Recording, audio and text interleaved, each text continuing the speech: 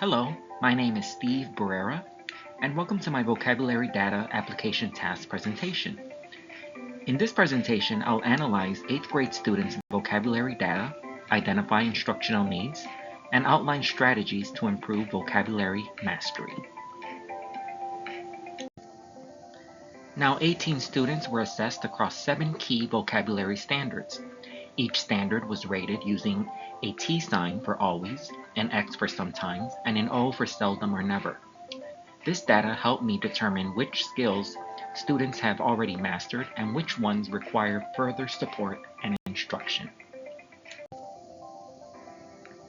The strongest performance appeared in the first 4 standards. Most students consistently understood domain-specific and Tier 2 academic vocabulary, as well as figurative language and rich word choices in text.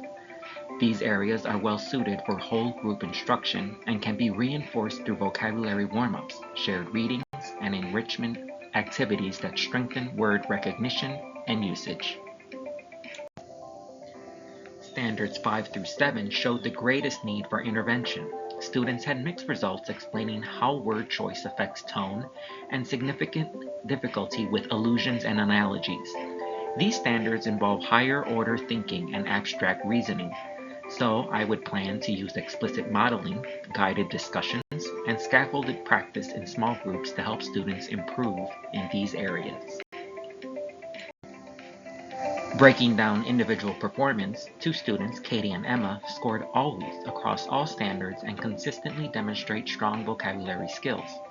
Lee and Carolyn received seldom or never on every standard, indicating they need foundational vocabulary intervention. Jordan performed sometimes on the first standard, but seldom never on the others, showing partial understanding but difficulty applying strategies for deeper analysis. This data guided my small group planning and differentiation. Based on overall performance, I selected Standard 6, Identifying and Understanding Allusions, as the instructional focus. The goal is for students to recognize common literary or cultural allusions and explain how these references add meaning or support a theme. My target group includes Lee, Carolyn, Jordan, and other students who show low performance on this standard. The instructional plan takes place in a small group setting over 45 minutes. The mini-lesson introduces the concept of allusion using an anchor chart and familiar examples such as Achilles' heel or Pandora's box. During guided practice, students identify allusions in short passages and discuss their meanings. Then we'll play a Name That Reference activity using pop culture and literature to build connections.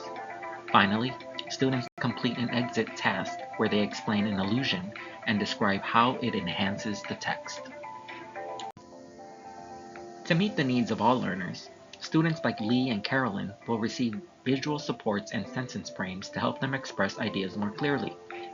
Other students like Jordan will use a context clues map to connect prior knowledge to new concepts. Meanwhile, advanced students like Katie and Emma can extend their learning by finding and presenting examples of allusions in independent reading or media. This ensures that every student is challenged appropriately.